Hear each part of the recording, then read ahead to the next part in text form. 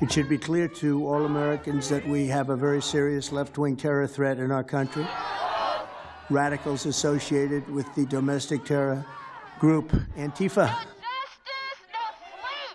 I've been covering protests for a number of years, and I met with a vast range of people, community members, people who are politically active, right up to some pretty radical characters. Last week during a White House briefing, Donald Trump said he's going to designate Antifa as a domestic terror organization. This is something he's been saying he's wanted to do since his first term in office. Antifa is short for anti-fascist in a variety of languages. It refers to a kind of movement or politics of radical left opposition to the far right. And it's not a single organization or a kind of like hierarchy with a leader and a headquarters. We're going to take the same approach, President Trump, with Antifa. Destroy the entire organization from top to bottom.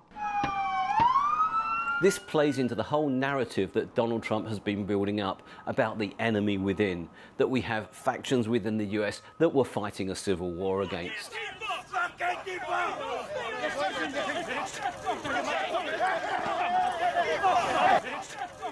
So why has Donald Trump done this?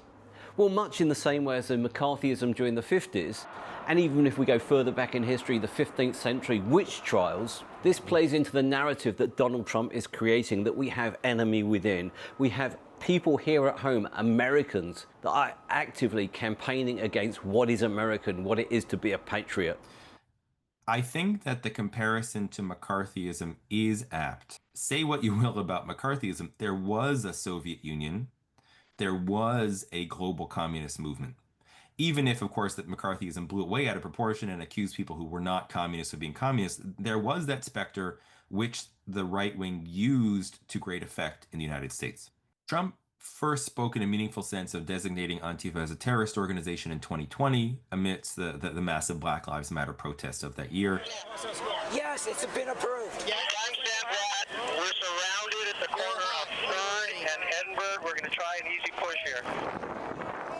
Roger, and airship, you should have a mobile field post to pick up First and Crescent Heights. Stand by. That was part of an effort, I think, really to deflect away from the very legitimate grievances of the Black Lives Matter and redirect it towards that kind of shadowy Antifa and blame everything on this really relatively small network of radical left groups. We have arrested dozens of individuals that are Antifa members or affiliated with them, and I want to thank our Attorney General for prosecuting them and making sure they never see the light of day again. So what is the end game here? Firstly, anybody who is deemed to be part of a terrorist organization can have their naturalization reversed. Therefore, they lose their citizenship and, one assumes, can probably be deported. There are much bigger plans we need to be concerned about. Donald Trump has repeatedly expressed his admiration for long-term, even lifetime authoritarian leaders. Did you see it? Then it says 28, 32, 36, 40, 44.